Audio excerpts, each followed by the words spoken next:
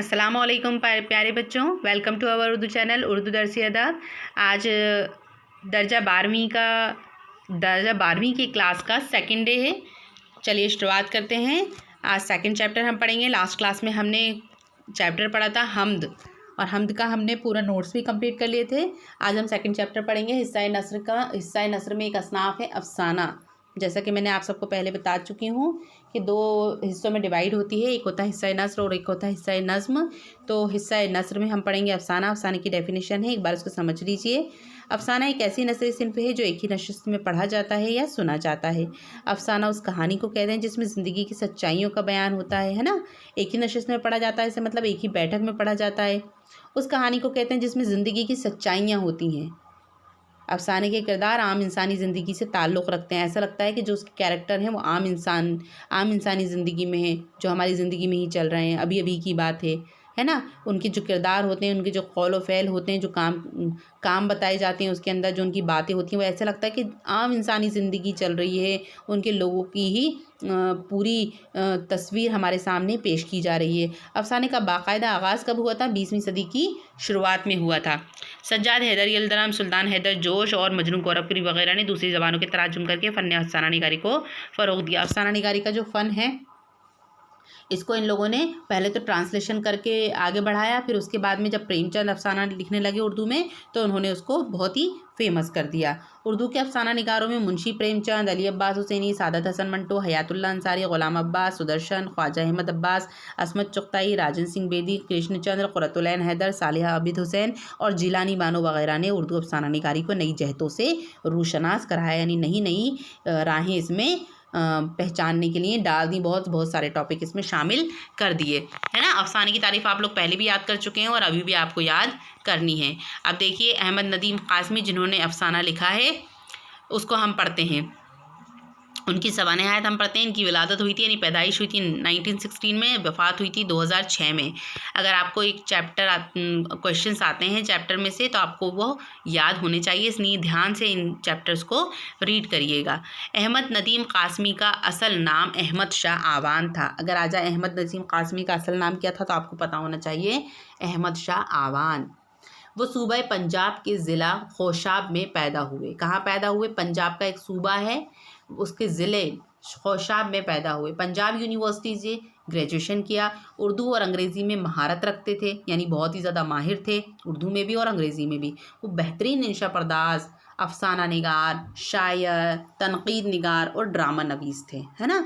ये सारी चीज़ें उनमें मौजूद थी। इंशा पर्दाज भी थे, अफसाना निगार भी थे, शायर भी थे, तनकीद निगार भी थे। इसके अलावा उन्होंने सहाफ़त और कॉलम नवीसी में भी तब आजमाई की। सहाफ़त मतलब पत्रकारिता में कॉलम नवीसी, यानी जो कॉलम लिखते हैं पत्रकार, उसमें पेपरों में चलते हैं, अखबारों में कॉलम लिखने का वर्क चलता है। बहुत बड़े बड़े मुसन्निफ़ों के, बड़े बड़े अफसाना निगारों के आते हैं, तो उसमें भी वो बहुत ही अच्छे से माहिर थे। अदब, लतीफ़, सवेरा, नक़ूश फ़नून वगैरह कई रिसालों के एडिटर भी रहे हैं। बहुत सी मैगज़ीन्स निकलती हैं ना, तो उनके एज ए एडिटर भी रहे हैं। मुख्तलिफ़ मौज़ूआत पर उनकी तकरीबन 50 किताबें शाये हो चुकी हैं। अलग अलग टॉपिक्स पर उनकी कितनी किताबें शाये हो चुकी हैं, कितनी किताबें पब्लिश हो चुकी हैं? 50। उनके अफ़सानों में देहाती ज़िंदगी की अक्कासी मिलती है, यानी जब ये अफ़साने लिखते हैं तो ऐसा लगता है कि वो देहाती ज़िंदगी को ज़ाहिर कर रहे हों, बता रहे हों। उनके अफ़सानों की यही खूबी उन्हें प्रेमचंद के मुकाबिल खड़ा करती है।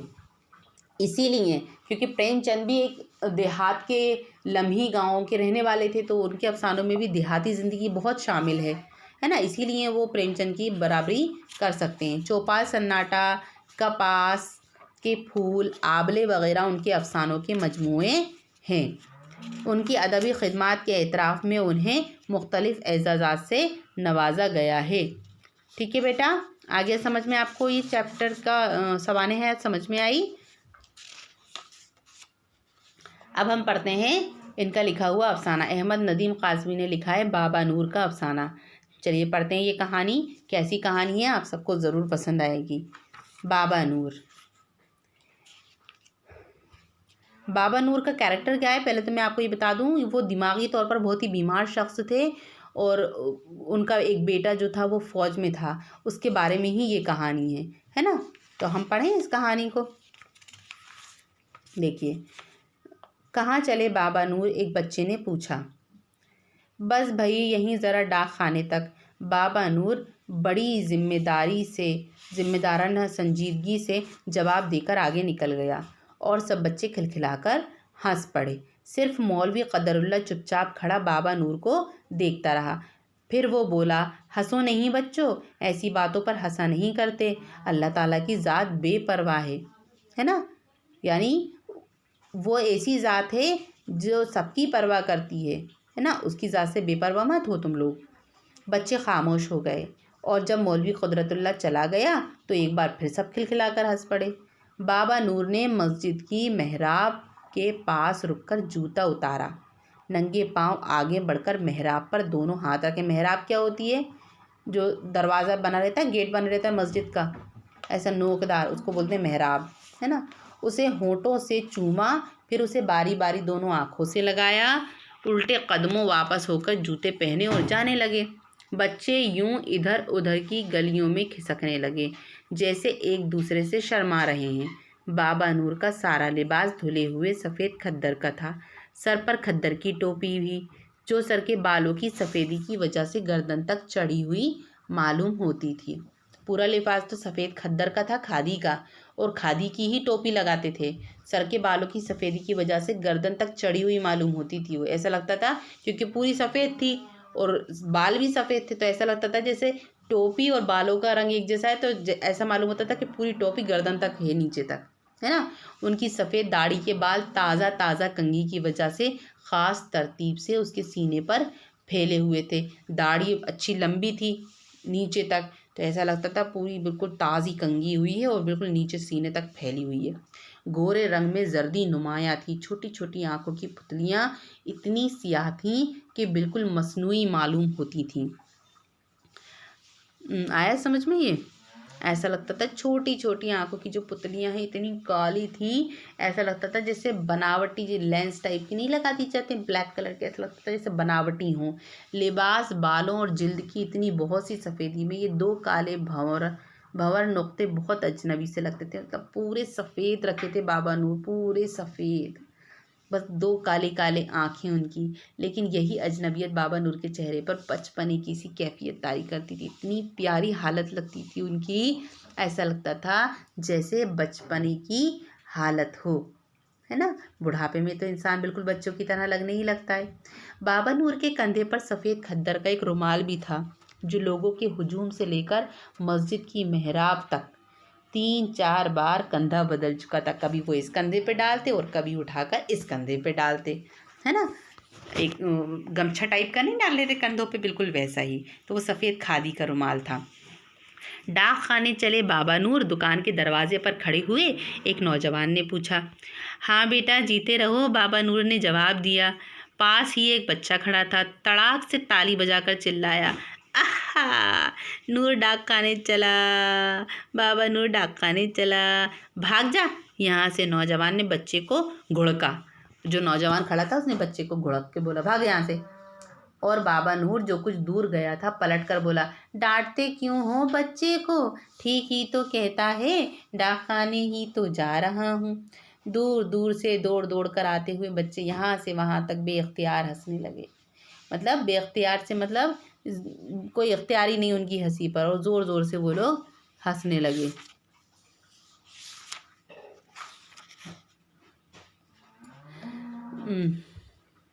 और बाबा नूर के पीछे एक जुलूस मुरतब होने लगा, मगर आसपास से कुछ नौजवान लपक कर आए और बच्चों को गलियों में बिखेर दिया। बाबा नूर अब गांव से निकलकर खेतों में पहुंच गया था।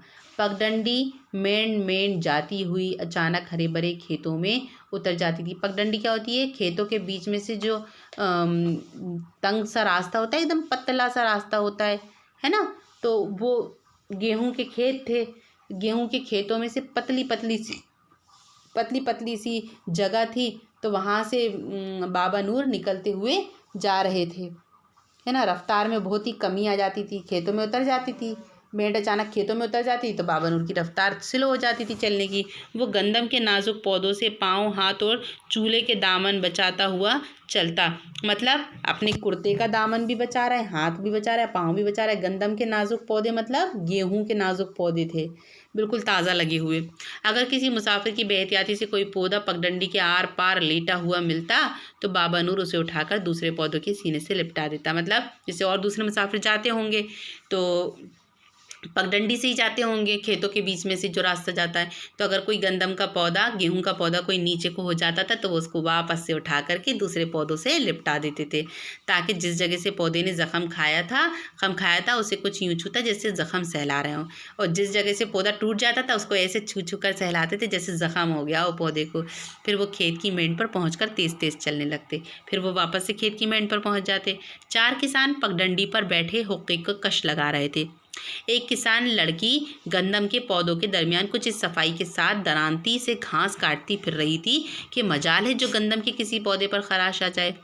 अब बाबा नूर, मतलब सोचो मुसन्निफ कैसी मंजरकशी कर रहे हैं। कह रहे हैं एक लड़की थी जो गेहूं के खेतों में, है ना, इतने आराम से गेती चला रही थी। गेहूं काटते ना, बाले काटते हैं, ऐसे काट रही थी कि मजाले किसी गेहूं के पौधे को ज़रा सी भी चोट आ जाए, ज़रा सा भी खराश आ जाए। बाबा नूर ज़रा सा रुक कर लड़की को देखने लगे। वो घास की दस्ती काट कर हाथ के पीछे ले जाती और घास को पीठ पर लटकती हुई घड़ी पर डालकर फिर दरांती चलाने लगती। मतलब इधर काटा और उधर अपनी डलिया में डाल लिया, इधर काटा इधर अपनी डलिया में डाल लिया, है ना। भाई कमाल है। बाबा नूर ने दूर ही से किसानों को मुखातिब किया, ये लड़की तो बिल्कुल मदारी है, मदारी, इतनी लंबी दरांती चला रही है। चप्पे चप्पे पर गंदम का पौधा उग रहा है, पर दरांती घास काट लेती है और गंदम को छूती तक नहीं। ये किसकी बेटी है ना। दरांती से मतलब क्या दिया है इसमें, जो घासें होती हैं उसको बोलते हैं दरांती। तो कह रहे हैं कैसे दरांती चला रही है आराम आराम से और घास काट रही है, एक भी गेहूं का पौधा नहीं छू रही, खराश ना आ जाए, क्योंकि गेहूं के बीच बीच में कहीं कहीं घासें भी लगी रहती थी। तो लड़की ने पलट कर देखा तो एक किसान की आवाज़ आई, मेरी है बाबा, तेरी है। बाबा नूर किसानों की तरफ जाने लगा, बड़ी सियानी है, बड़ी अच्छी किसान है, खुदा हयाती लंबी करे। हयाती लंबी करे से मतलब उम्र दराज करे। आज कहाँ चले बाबा, लड़की के बाप ने पूछा। डाक खाने, दूसरे ने पूछा। हाँ बाबा नूर, उनके पास ज़रा सा रुककर बोला, मैंने कहा पूछ आऊँ, शायद कोई चिट्ठी विट्ठी आई हो। चारों किसान खामोश हो गए। उन्होंने एक तरफ हटकर पगडंडी छोड़ दी और बाबा नूर आगे बढ़ गया। अभी वो खेत के पहले सिरे पर पहुंचा था कि लड़की की आवाज़ आई, लस्सी पियोगे बाबा नूर। बाबा नूर ने मुड़कर देखा और गांव से निकलने के बाद पहली बार मुस्कुराया। पी लूँगा बेटा। फिर ज़रा रुककर बोला, पर देख ज़रा जल्दी से ला दे, डाक का मुंशी हवा के घोड़े पर सवार रहता है, चला ना जाए। लड़की ने घास लटकती हुई घड़ी कंधे से उतार कर वहीं खेत में रखी। घड़ी किसको बोलते हैं, पोटली टाइप की नहीं होती, उसको बोलते हैं। फिर वो दौड़कर मेंढ पर उगी हुई एक बेरी के पास आई, तने की ओट में पड़े हुए बर्तन को खूब छलकाया। एक बेरी का पेड़ लगा था, वहाँ पर उसके तने की ओट में यानी उसकी छाँव में पड़े हुए बर्तन को खूब उसने छलकाया अच्छे से। एल्यूमिनियम का कटोरा भरा और लपक कर बाबा नूर के पास जाकर पहुँची। बाबा नूर ने एक ही सांस में सारा कटोरा पीकर रुमाल से होंठ साफ किए। बोला, तेरा नसीब इसी लस्सी की तरह साफ सुथरा है बेटा, और आगे बढ़ गया। मदरसे के बरामदे में डाक का मुंशी बहुत से लोगों के दरमियान बैठा अपने रोज़ाना के फॉर्म पुर कर रहा था और देहातों की मालूमात से भी मुस्तफ़ीद कर रहा था। मेरा साला वहाँ कराची में चपरासी का काम करता था। जब वो मरा है तो मुझे फातिहा के लिए कराची जाना पड़ा। बात यह है कि दोस्तों एक बार कराची ज़रूर देख लूँ, चाहे वहाँ गधा गाड़ी में जुतना पड़े। इतनी मोटर कारें हैं कि हमारे गांव में चिड़िया भी नहीं होंगी। एक एक मोटर पर वो औरत ज़ात बैठी है कि अल्लाह दे और अल्लाह ही ले। बंदा ना लेने में है और ना देने में। बंदों को परियों से क्या लेना देना। अल्लाह की कुदरत याद आ जाती है, नमाज पढ़ने को जी जाने लगता है। एक सेठ कह रहा था कि बस एक बड़ी लाम लग जाए तो कराची विलायत बन जाएगी। कहते हैं कितनी बार लाम लगने लगी पर लगते लगते रह गई।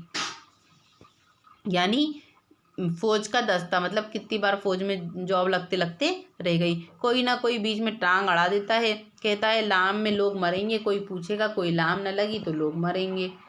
लाम में गोले से मरेंगे, वैसे भूख से मर जाएंगे, ठीक है ना, यानी फौज में। ठीक ही तो है, एक देहाती बोला। पर मुंशी जी पहले ये बताओ कि लिफाफा इकन्नी का कब करोगे। मुंशी जी उसको समझाने लगे। समझाने के लिए सामने देखा तो उसकी नज़र एक नुक्ते पर जैसे जमकर रह गई। उसका रंग फक हो गया और बुझी हुई आवाज़ में बोला, बाबा नूर आ रहा है।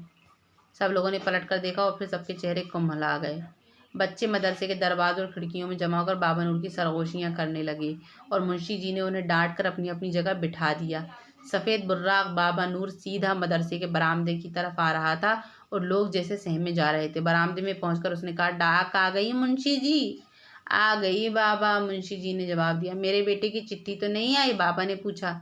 नहीं बाबा, मुंशी बोला। बाबा नूर चुपचाप वापस चला गया। दूर तक पगडंडी पर एक सफ़ेद धब्बा रेंगता हुआ नजर आता रहा और लोग दम बखुद बैठे उसे देखते रहे। यानी मुंशी जी तो चले, बाबा नूर तो चले गए, वो तो बहुत दूर निकले, लेकिन लोग उसको देखते ही रह गए।